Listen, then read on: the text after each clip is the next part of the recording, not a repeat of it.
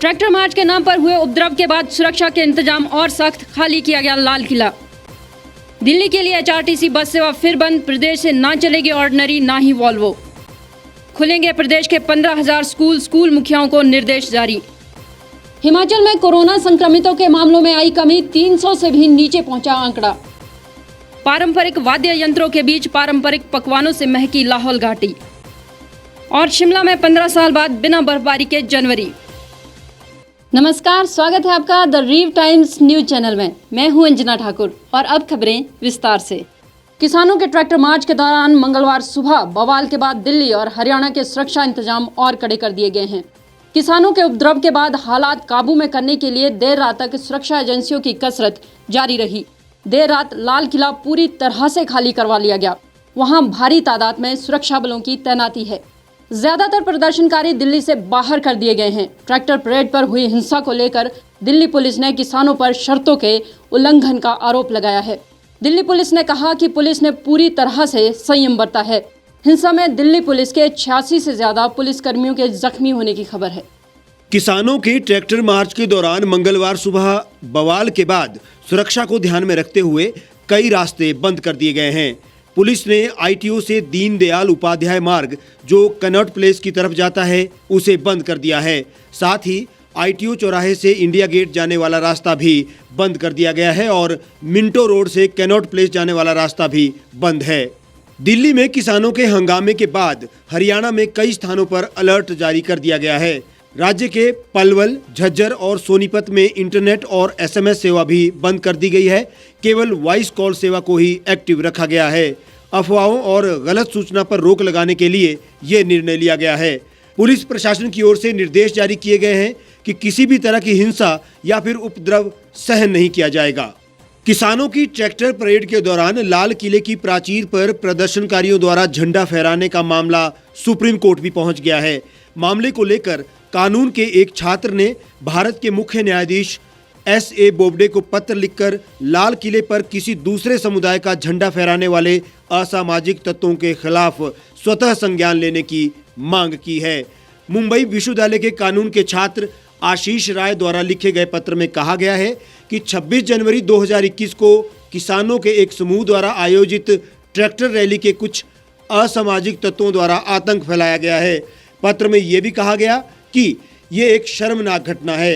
इस घटना से पूरा देश आहत है क्योंकि इस घटना से देश के संविधान के साथ साथ राष्ट्रीय ध्वज का भी अपमान हुआ है। बहरहाल इस पूरे वाकये के बाद गृह मंत्री अमित शाह सुरक्षा एजेंसियों के उच्च अधिकारियों से बैठक कर चुके हैं।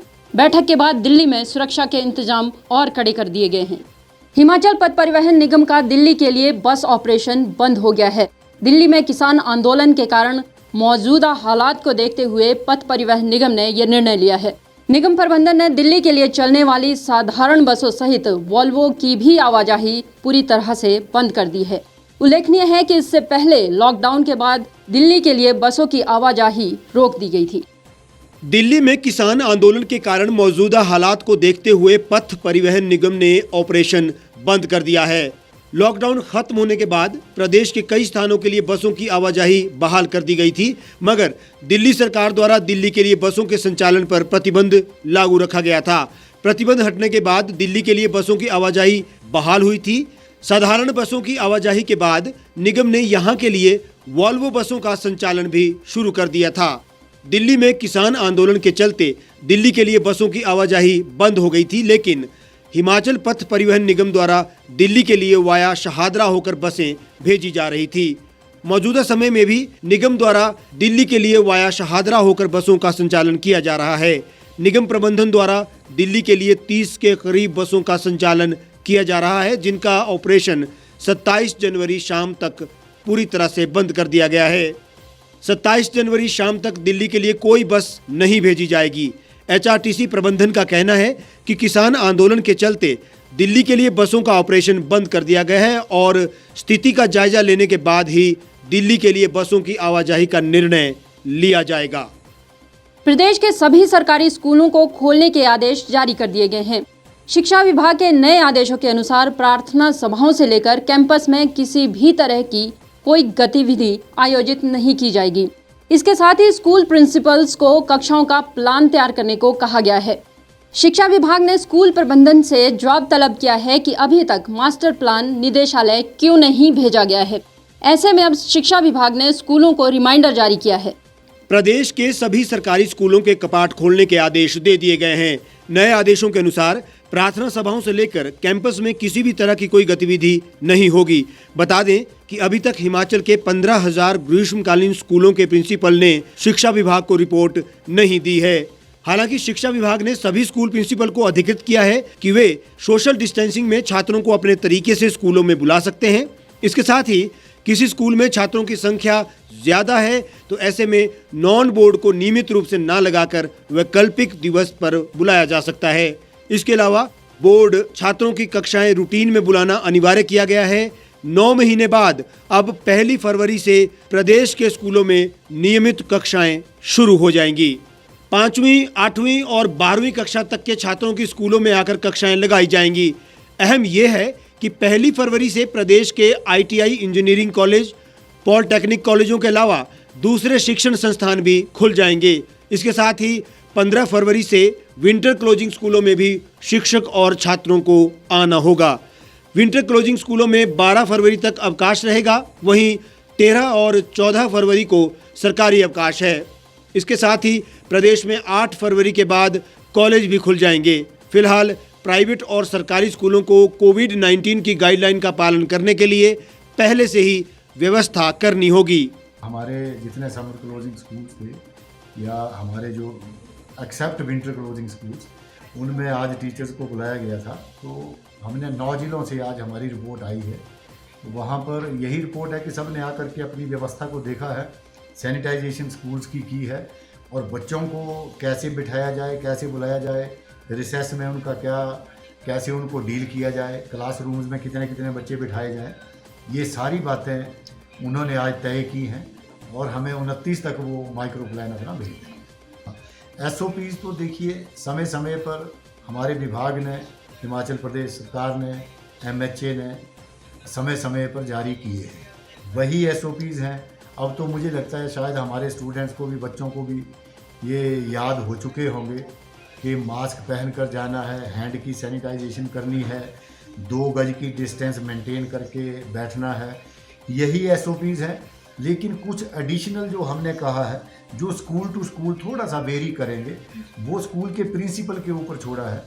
तो वो SOPs, वो प्लान जो है वो स्कूल बना करके देगा। कि माना कोई स्कूल है जिसकी 500 से ज़्यादा स्ट्रेंथ है और 9वीं से 12वीं तक अगर हम कहें तो वो उसके माना 200 से ज़्यादा बच्चे हैं, तो क्या वो इतने बड़े बड़े उनके पास कमरे हैं कि 4 क्लासेस को इकट्ठा बिठा सकते हैं? 8th क्लास भी वहाँ आएगी, 8वीं क्लास, तो क्या वो भी बैठ पाएगी या नहीं बैठ पाएगी? सरकार ने पहले चरण में 5वीं और 8वीं से 12वीं कक्षा तक के छात्रों की कक्षाएं शुरू करने की घोषणा अभी की है और अभी 1ली, 2री, 3री, 4थी, 6वीं, 7वीं कक्षाओं की फिजिकल कक्षाएं नहीं लगेंगी। इन कक्षाओं के छात्रों की हर घर पाठशाला के माध्यम से ही ऑनलाइन कक्षाएं जारी रहेंगी। बताया जा रहा है कि स्कूलों में छात्रों की हाजिरी को फिलहाल अनिवार्य नहीं किया जाएगा। अगर अभिभावक और छात्र अभी भी संक्रमण को लेकर डर रहे हैं तो उनका आना अनिवार्य नहीं होगा। इसके साथ ही शिक्षा विभाग ने ये प्लानिंग तैयार की है कि केवल 10वीं और 12वीं के छात्रों को ही स्कूल में आना जरूरी किया जाएगा। नहीं, वैकल्पिक दिनों में भी इसका उनको हमने निर्देश दिया है। अगर आप देखें तो हमारे निर्देशों में क्लियर कट लिखा है कि प्रिंसिपल डिसाइड कर सकते हैं कि अगर वो अल्टरनेट डेज पर, जैसे आज माना 9th को बुलाया या 9th 11th बुलाई है, हमारा थोड़ा ये मानना था कि बोर्ड की क्लासेस को अगर हो सके तो अनइंटरप्टेड, मतलब उसको बिना किसी गैप के डेली बेसिस पर बुलाया जाए। लेकिन जो नॉन बोर्ड क्लासेस हैं, अगर लगता है कि थोड़ी कम वहाँ पर जो बैठने की व्यवस्था थोड़ी कम है, एकोमोडेशन थोड़ी कम है, तो वो उनको ऑल्टरनेट डेज पर बुला सकते हैं। कहीं अगर लगता है कि अभी मौसम भी ठीक है, उनका एरिया को बहुत दूर से बच्चे नहीं आते हैं, तो वो मॉर्निंग इवनिंग 2 सेशन में भी चला सकते हैं। बेशक सरकार ने स्कूल खोलने के आदेश जारी किए हैं, लेकिन प्रदेश के सरकारी और निजी स्कूलों में 2 गज की दूरी बनाना मुश्किल हो जाएगा। सरकार के कई ऐसे भी स्कूल हैं जिनमें 100 से अधिक छात्र हैं। ऐसे में इन छात्रों को एक क्लासरूम के बीच सोशल डिस्टेंसिंग कैसे रखनी है, ये बड़ा सवाल है। फिलहाल सरकार ने कोविड-19 की सभी गाइडलाइंस का पालन करने का जिम्मा स्कूल मैनेजमेंट को ही दिया है। हिमाचल में लगातार कोरोना के मामलों में कमी आ रही है। एक वक्त ऐसा था जब कोरोना मरीजों को रखने के लिए अस्पतालों में जगह की कमी पड़ गई थी, लेकिन अब लगातार इन मामलों में कमी आ रही है। हिमाचल में कोरोना संक्रमितों का आंकड़ा 300 से भी नीचे आ चुका है। बीते मंगलवार को प्रदेश में सिर्फ 12 कोरोना संक्रमण के मामले आए और मृत्यु दर 1.6% रह गई है। हिमाचल प्रदेश में कोरोना वायरस के मामलों में अब खासी गिरावट आ रही है। मंगलवार को सूबे में कोरोना वायरस के महज 12 नए मामले पेश आए और किसी कोरोना संक्रमित की जान भी नहीं गई। यह अपने आप में राहत की खबर है। नए मामलों में शिमला में 3, ऊना में 2, सोलन में 1, सिरमौर में 4 और कांगड़ा में 2 नए मामले रिपोर्ट हुए हैं। हिमाचल स्वास्थ्य विभाग के सचिव अमिताभ अवस्थी का कहना है कि हिमाचल प्रदेश में एक्टिव मामलों का आंकड़ा 0.63 रह गया है, जबकि रिकवरी रेट भी 98% तक पहुंच गया है, जो आज तक का सबसे बेहतर रेट है। उन्होंने कहा कि भले ही कोरोना को लेकर हिमाचल के लिए अच्छी खबर है, फिर भी ढिलाई नहीं बरतनी होगी, क्योंकि कई देशों में स्थिति सामान्य होने के बाद दोबारा हालात बिगड़े हैं। प्रदेश में कोरोना संक्रमितों का कुल आंकड़ा 57,257 पहुंच गया है और सक्रिय मामले घटकर 361 रह गए हैं। अब तक 55,919 मरीज ठीक हो चुके हैं और 961 संक्रमितों की मौत भी हुई है। एक्टिव केसेस की रेशो जो है अब हमारी इस समय 0.7 है, जो एक बहुत अच्छा इंडिकेटर है। धीरे धीरे जो फैटेलिटी रेट है, मृत्यु दर है, वो भी नीचे आ रही है। तो कुल मिला के ये समय जो फिलहाल का समय है, वो कोरोना की दृष्टि से हमें ऐसा लगता है कि ये इन्फेक्शन, ये बीमारी काफ़ी कम होती जा रही है। अच्छी बात ये है कि इस सब के बावजूद लोगों ने अपनी अवेयरनेस को मेंटेन किया है। आज की डेट में भी हम जब बाज़ार में जाते हैं, इधर उधर घूमते हैं, तो हम ये पा रहे हैं कि लोग मास्क का अच्छे से उपयोग कर रहे हैं। अगर मास्क का उपयोग साथ में चलता रहेगा, हैंड हाइजीन हम मेंटेन करते रहेंगे और साथ ही साथ सोशल डिस्टेंसिंग करते रहेंगे, तो कोई कारण नज़र नहीं आता। आने वाले 2-4 दिनों में जो स्कूल और कॉलेजेस खुलने की संभावना है, वो भी एक ऐसा मुद्दा रहेगा जिसे हमें बहुत ध्यान से देखना है और स्वास्थ्य विभाग उस पर कड़ी नज़र रखेगा। और हमारा ये मानना है कि 10 से 15 फरवरी तक का जो समय है, वो हमारे लिए एक क्रूशियल पीरियड है, जिसमें हमें इस इन्फेक्शन पर, इस डिजीज़ पर बहुत पैनी नज़र रखनी होगी। चांदी से चमकते पहाड़ों के बीचों बीच पारंपरिक आभूषणों और परिधानों में सजे लोग, वाद्य यंत्रों के बीच हिमाचली पकवानों की महकती खुशबू, ये नज़ारा किसी को भी अपनी ओर आकर्षित कर लेता है। भले ही आप यहाँ की स्थानीय बोलियों को ना समझ पाएं, लेकिन उत्सव के माहौल के बीच लाहौल स्पीति की पारंपरिक संस्कृति और यहाँ के जनजीवन का बखान करने वाले लोक गीतों की मिठास और यहाँ के पकवानों की खुशबू आपका ध्यान अपनी ओर आकर्षित करने के लिए काफ़ी है। हम बात कर रहे हैं लाहौल स्पीति में इन दिनों आयोजित किए जा रहे स्नो फेस्टिवल की। जनजातीय क्षेत्र लाहौल स्पीति करीब 6 माह बर्फ से ढका रहता है। यही वजह है कि यहाँ पर इन दिनों देश का सबसे लंबा स्नो फेस्टिवल आयोजित किया जा रहा है।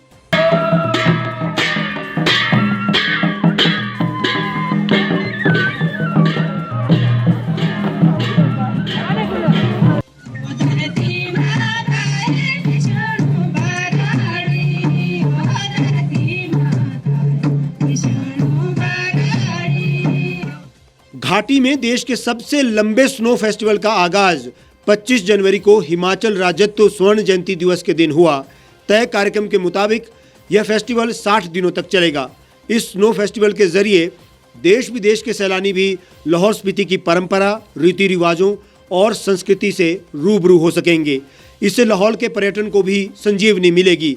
पर्यटन को बढ़ावा देने, जनजातीय संस्कृति को संरक्षित करने और समृद्ध संस्कृति को बढ़ावा देने के लिए स्नो फेस्टिवल करवाया जा रहा है।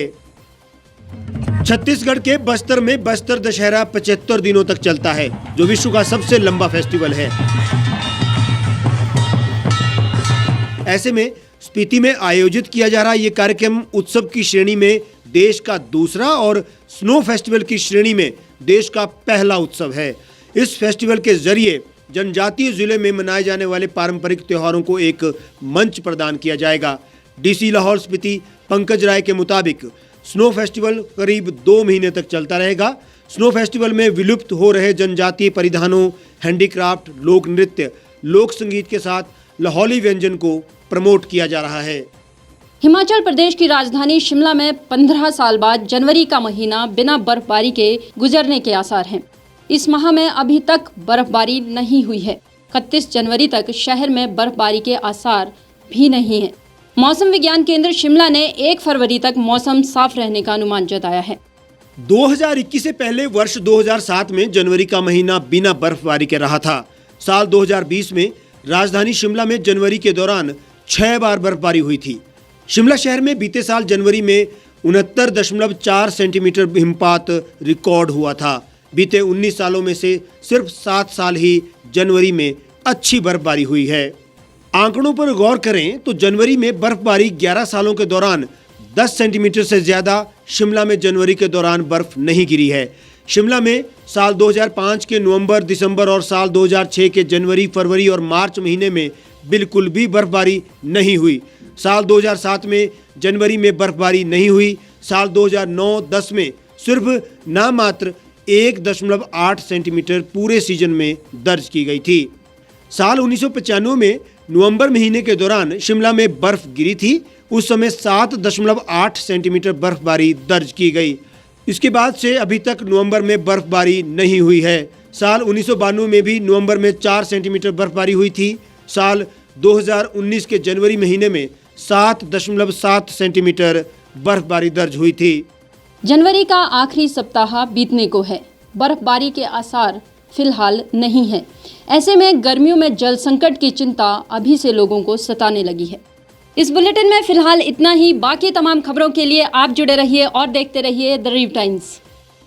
गांव की चौपालों से लेकर संसद के गलियारों तक, गृहिणी के चूल्हे से लेकर निवेश और बाजारों तक, किसानों के हाल से लेकर खेत और खलिहानों तक, शिक्षा और स्वास्थ्य से लेकर खेल के मैदानों तक, संसद के प्रधान से लेकर पंचायत के पंच तक, सेंट्रल हॉल से लेकर ग्राम सभा के मंच तक, हर खबर पर रहेगी हमारी पैनी नजर।